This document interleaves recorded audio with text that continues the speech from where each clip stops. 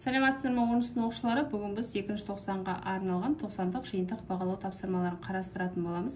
Балалар қазір бірге бірінші нұсқаны талдайтын боламыз. Жалпы бізде балалар 9 тапсырма берілген. Жалпы құрайтын баламыз 30 бал екен. Ал бірінші тапсырмадан бастап орындайық балалар. Жабық ыдыста тұрған газдың температурасын арттырды дейді. Осы кезде газдың қысымы мен газ молекулаларының орташа кинетикалық энергиясы қалай өзгереді дейді балалар. Бізде жауап Д болады балалар, өйткені екеуінде де артады. Жауап Д вариантын белгілейміз. Өйткені температураға тікелей байланысы бар. Қысым және кинетикалық энергиямыз тура пропорционал. Келесі Б тапсырмасында А бөліміндегі жауабыңызды түсіндіріңіз деген екен, Ал балалар жауабын жазып қойдым. Өйткені балалар температура жоғарылаған кезде газ молекулаларының қозғалыс жылдамдығы артады. Нәтижесінде ыдыс қабырғасында соқтығысу артып, балалар қысым артады. Енді жылдамдық артқан кезде бізде кинетикалық энергиямыз жылдамдыққа тікелей тәуелді ғой. Яғни кинетикалық энергиямыз да балалар температурамыз артқан кезде артады екен. Ал балалар екінші тапсырмамызда суретте идеал газ күйінің өзгеру циклі берілген дейді. Сурет бойынша қысымның температураға тәуелді графигі. А тапсырмасында изотермиялық ұлғаюға сәйкес келетін бөлік дейді. Изотермиялық процесс бұл температура тұрақты болады балалар. Температура тұрақты бізде 3-тен 4-ге ғана өзгерген кезде ғана болып тұр. Сонда жауап 3-тен 4-ге өзгерген кезде болады. Келесі Б тапсырмасында изобаралық қыздыруға сәйкес келетін бөлік дейді балалар. Изобаралық процесс кезінде бізде қысым тұрақты болады. Енді ол қыздыруға сай келетін аралығымыз балалар 2 мен 3 аралығы болады. 2 мен 3 аралығы. Келесі изохоралық қыздыруға сәйкес келетін бөлік дейді. Изохоралық процесс кезінде балалар бізде қысым тұрақты болады. Қысым деп көлем тұрақты болады. Көлемді ортасына қояйық. Балалар ортада бізде 1 мен 2 ғана тұрақты болып тұр. Сонда 1-ден 2-ге өзгерген кезде балалар изохоралық қыздыруға сәйкес келетін бөлігіміз екен. Келесі 3-ші тапсырмамызда массасы 0,2 грамм су тамшысы берілген дейді балалар. Авогадро тұрақтысы берілген. Судың молярлық массасын анықтаңыз дейді. Су тамшысындағы молекула санын анықтаңыз деген екен. Больцман тұрақтысы берілген балалар, ол Больцман тұрақтысы бізге қажет емес. Ал балалар берілген жазып алдық. Бізде массамыз граммен берілген, килограммға айналдырайық. Ол үшін балалар граммда -3 дәреже бар. Үтірді 2-ден кейін қайратын болсақ, 2 көбейту оның -4 дәрежесі килограмм деп алсақ болады балалар. Енді бізде А тапсырмасында судың молярлық массасын табыңдар деген. Судың формасын жазайын балалар. М деп аламыз да, судікі H2O болады. Енді Менделеев кестесін қарасаңыздар балалар, H-мыз бізде 1-ге тең, 1-ді көбейтеміз 2-ге, қосамыз, оттек бізде 16-ға тең балалар. 16 көбейту оның -3 дәрежесі килограмм бөлінген моль болады. Енді жақшаның ішін есептейтін болсақ, 1-ге 2-ні көбейтсек 2, 2-ге 16-ны қоссақ балалар, 18 көбейту оның -3 дәрежесі килограмм бөлінген моль болады. Судың молярлық массасы. Келесі Б тапсырмасында бізде балалар молекула санын анықтаңдар деген. Молекула саны тең болады авогадро тұрақтысын балалар массаның молярлық массаға қатынасына көбейтеміз. Орнына қояйық енді. 6/2 көбейту оның 23 дәрежесі мольдің -1 дәрежесі көбейтілген масса бізде 2 көбейту оның -4 дәрежесі килограмм. Ал судың молярлық массасы бізде 18 көбейту оның -3 дәрежесі килограмм бөлінген моль. Ал есептесек балалар бізде шығады екен 6/169 көбейту оның 21 дәрежесі шығады екен молекула саны. Келесі 4-ші есебімізде 7 градус температурада қысымы 100 килопаскаль газдың тығыздығы 1,5 килограмм бөлінген метр куб дейді. Осы газдың температурасы 27 градус болғанда қысымы 200 килопаскаль болған дейді. Берілген температураларды Кельвин шкаласында өрнектеңіз деген екен.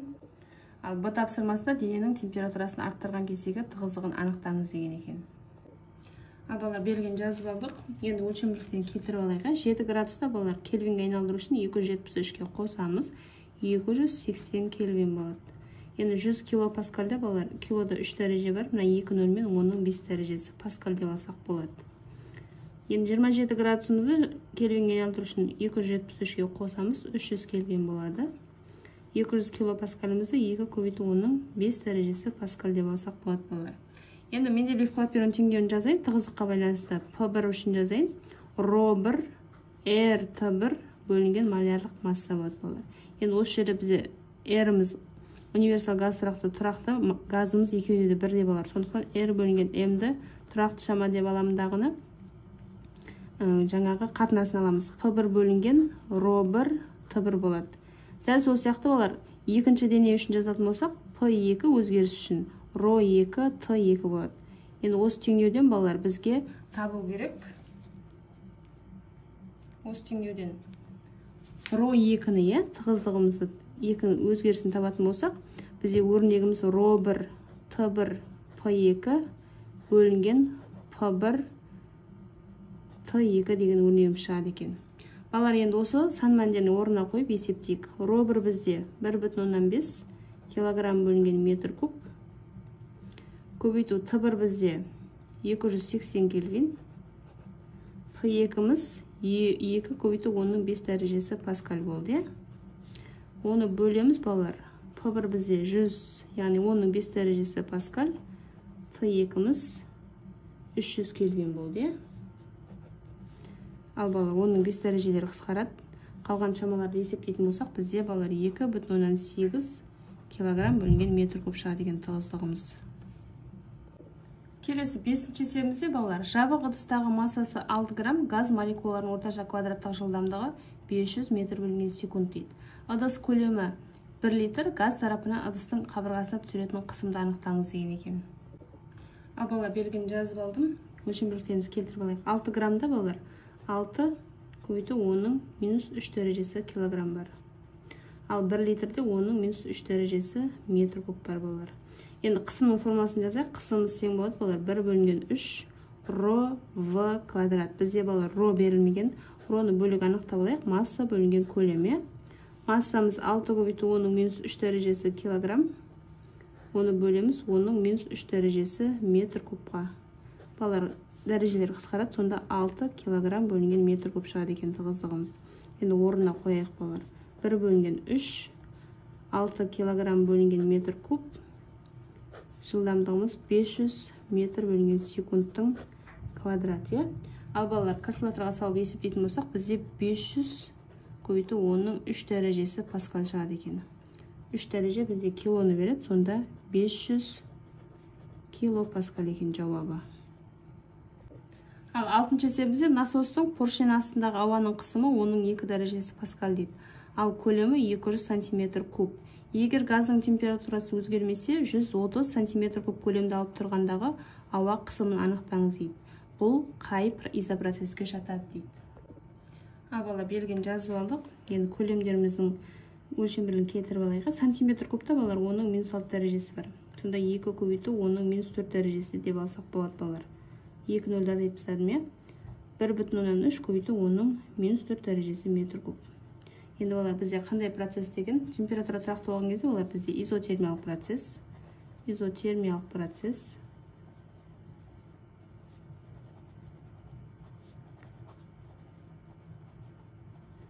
Изотермиялық процесс кезінде балалар, температурамыз тұрақты.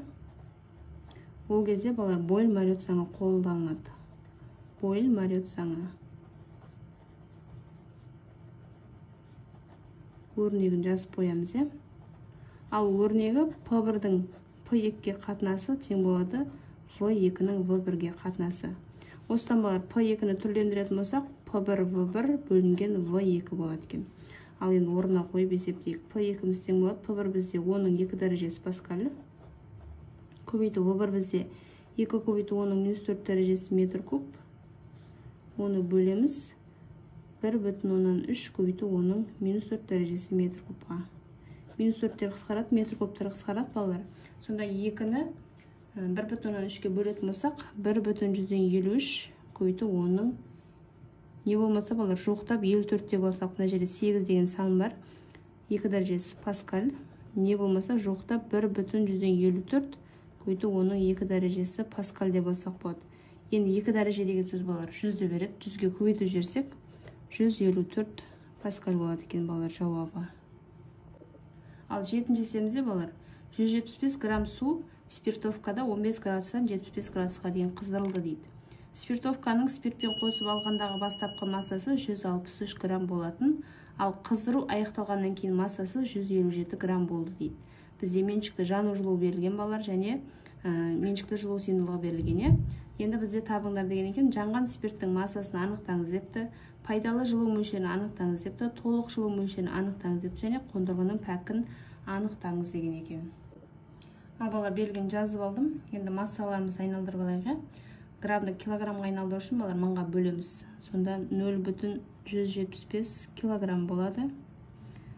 0,163 килограмм және 0,157 килограмм болады балар. Енді А тапсырмасында бізде спирттің массасын табыңдар деген. Спирттің массасын табу үшін балар бастапқы массасынан азайтамыз, жанып болғаннан кейінгі массасын М2-ні. Сонда 0,163 килограммнан балалар 0,157 килограммды азайтатын болсақ, бізде балар шығады екен 0,006 килограмм шығады балар. Оны граммға айналдыратын болсақ, мыңға көбейтеміз, 3 өтір жылжытамыз, 1, 2, 3.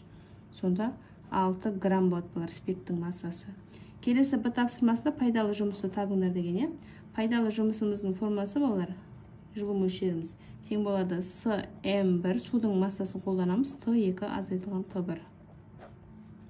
Ал енді орнына қояқ, С бізде 4200 тұрақты, 4200 джоуль бөлінген килограмм көбейту градус Цельсий, масса М1-іміз 0,175 килограмм,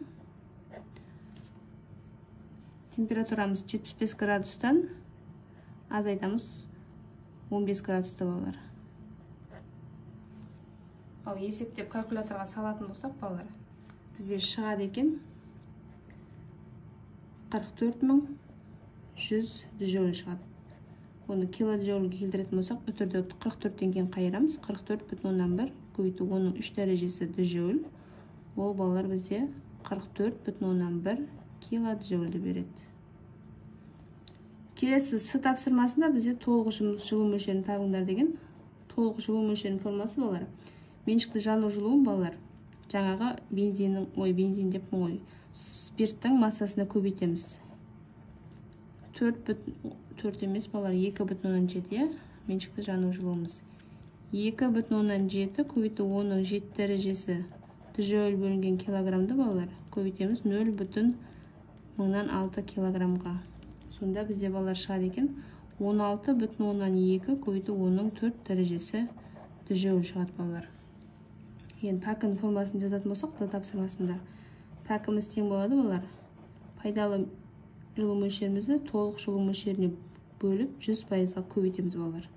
Ал орнына қояқ. Пайдалы жұмысымыз жылу мөлшеріміз 44,1 көбейту оның 3 дәрежесі джоуль. Оны бөлеміз 16,2 көбейту оның 4 дәрежесі джоульге.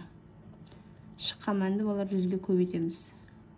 Сонда бізде балалар жоқ шамамен 27% шығады екен.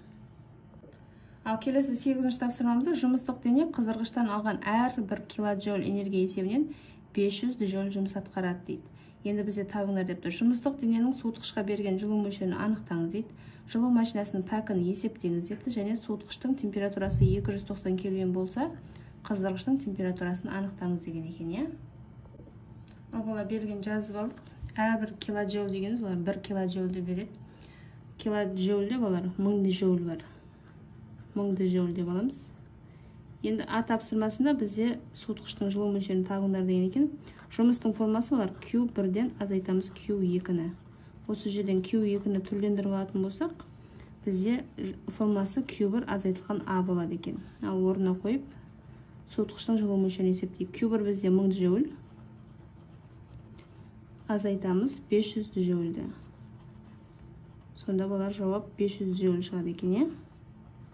Келесі Б тапсырмасында пәкін есептеңдер деген. Пәкінің формасы балар. Жұмысты бөлеміз қыздырғыштың жылу мөлшеріне, шыққан мәнді балар 100%-ға көбейтеміз. Жұмысымыз 500 джоуль. Оны бөлеміз 1000 джоульге. Шыққан мәнді 100%-ға көбейтеміз балар. Сонда бізде 50% шығады. Ал С тапсырмасында қыздырғыштың температурасын табыңдар деген екен балар. Карнот циклінің формасын жазамыз пәкінің. Т1 азайтылған Т2 бөлінген Т1 көбейтілген 100% деген өрнегіміз бар балар. Осыдан Т1-ді түрлендіретін болсақ, Т2 бөлінген 1 азайтылған пәкі бөлінген 100% деген өрнегіміз шығады балар. Ал енді осыған сан мәндерін қойып, қыздырғыштың температурасын анықтайық. Т2 бізде 290 кельвин. Оны бөлеміз 1 азайтылған 50 пайыз бөлінген 100%. 0,5 болады балар. Бірден 0,5 алсақ, 0,5-ні өз шығады. 290-ды 0,5-ке бөлетін болсақ, балар бізде 580 кельвин шығады екен. Ал соңғы тапсырмамызда аргон газын идеал деп санауға болады дейді. Массасы 3,12 грамм аргонның 37 градус болған кездегі көлемі 210 сантиметр куб дейді. Енді аргонның мольдік массасын анықтаңыз деген екен. Аргонның осы массасы үшін зат мөлшерін есептеңіз депті. Аргонның қысымын анықтаңыз деген екен балар. Енді аргонның балалар мольдік массасын анықтау үшін міне мына жердегі төбесіндегі саны оның мольдік массасы, сонда 40 көбейту оның минус 3 дәрежесі килограмм бөлінген моль болады. Ал балар берілген жазып алдым. Енді аргон газы берілген балар граммды градусты сантиметр кубты айналдырып, граммды айналу үшін балар минус 3 дәреже бар. 3,12 көбейту оның минус 3 дәрежесі килограмм деп аламыз. 37 градусымыз балар кельвинге айналдыру үшін 273-ке қосамыз, сонда 310 кельвин болады. Сантиметр кубта балар 210 көбейту оның минус 6 дәрежесі метр куб бар. Енді тапсырмасын жаңа айтып өттім. Мына жердегі реттік номері бізде малярлық массасы болады балар. Малярлық массасы аргонның тең болады екен 40 көбейту оның минус 3 дәрежесі килограмм бөлінген моль деп аламыз. Келесі Б тапсырмасында зат мөлшерін табыңдар дегенде, зат мөлшеріміз тең болады, олар массаны малярлық массаға бөлеміз. Массамыз 3,12 көбейту оның минус 3 дәрежесі килограмм, бөлеміз оны 40 көбейту оның минус 3 дәрежесі килограмм бөлінген мольға. Ал есептесек, балар бізде шығады екен 0,8 моль шығады зат мөлшеріміз. Келесі С тапсырмасында бізде қысымды табыңдар деген, ол үшін балар Менделеев Клаперон теңдеуін жазамыз. ПВ тең болады массаның малярлық массаға қатынасы РТ. Осыдан балар қысымды түрлендіретін болсақ, МРТ бөлінген ВМ болады. Ал енді сан мәндерін қойып есептейік қысымды. Қысым тең болады екен балар, массамыз 3,12 көбейту оның минус 3 дәрежесі килограмм. Р бұл жерде универсал газ тұрақсы балар, тұрақты шамасы 8,31 джоуль бөлінген кельвин көбейтілген моль. Температурамыз 310 кельвин. Оны бөлеміз балалар. Көлем бізде 210 көбейту оның минус 6 дәрежесі метр куб. Малярлық массамыз 40 көбейту оның минус 3 дәрежесі килограмм бөлінген моль. Ал есептесек балар бізде шығады екен 980 көбейту оның 3 дәрежесі паскаль шығады. 3 дәреже бізде килоны береді балар, сонда 980 кило паскаль деп алсақ болады балар. Ал балар, осымен сабағымыз аяқталды. Түсінікті болса лайк басып пікірлеріңізді жаза кетіңіздер және каналыма жазылуды ұмытпаңыздар. Жақсы оқуда сәттілік, сау болыңыздар.